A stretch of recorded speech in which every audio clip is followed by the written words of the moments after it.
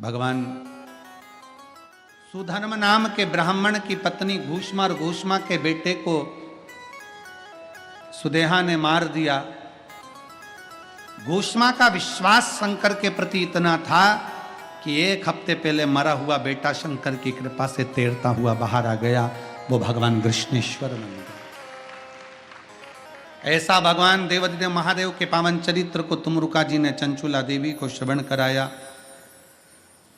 पति प्रेत योनि से मुक्त हुआ बिंदु भगवान की शरणागति ग्रहण करा। बाबा ने ये पवित्र कथा पर अपनी बेलपत्र समर्पित करी। शिव महापुराण की कथा का वर्णन करते हुए मेरे विश्वनाथ बाबा ने कहा, ये पवित्र पावन शिव पुराण की कथा कलिकाल में, कलयुग में भटकते हुए जीव को एकाग्रता प्रदान करेगी। ये शिव महापुराण की कथा जिस पंडाल में, जिस भूमि पर जीव श्रवण करेगा, जो कामना लेकर शिव महापुराण के सम्मुख में पहुंचेगा, शंकर जी कहते हैं उसकी कामना गौरी शंकर पूर्ण कर देंगे। शिव कहते हैं पूर्ण। ऐसी पवित्र पावन कथा तुमरुका जी के मुख से जो चल रही थी, इस पवित्र धरा पर बाबा विश्वनाथ की भूमि पर, गंगा माँ के तट पर, सतुआ बाबा जी की गौशाला के इस पवित्र प्रांगण में आज विराम की ओर जा रही है। बहुत भाव के साथ में ये कथा 7 दिन में पूर्ण हुई है। अनगिनत संख्या में, लाखों की संख्या में शिव भक्त यहाँ पहुंचे हैं। आपकी शिव भक्ति बताती है कि विश्वनाथ की धरा पर शंकर को भजने वाले कितने प्रखर और प्रबल हैं। ये शिव भक्ति बता रही है। दान दाताओं ने अन्नदान देकर, भंडारा चलाकर, कोई बिस्कुट, कोई टॉफी, कोई पानी, कोई घर से रोटी बनाकर, कोई पूड़ी बनाकर लाया और इन शिव भक्तों को प्रेम से पवाया।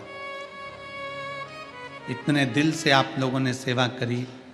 काशी विश्वनाथ की धरा के शहर, सारे रहवासियों की मीठी मीठी वाणी। इसीलिए तो मेरे विश्वनाथ यहाँ से कहीं जाना नहीं चाहते। तुम इतना मीठा बोलते हो तो जाए कहाँ।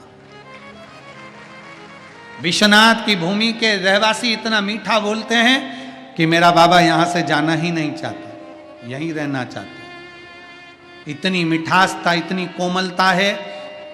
उस कोमलता का क्या वर्णन करें। दुनिया में जो सुपारी होती है वो कड़ली होती है, पर बाबा बनारस की सुपारी भी इतनी कोमल होती है कि कब खा के निगल जाओ मालूम ही नहीं पड़ पाती।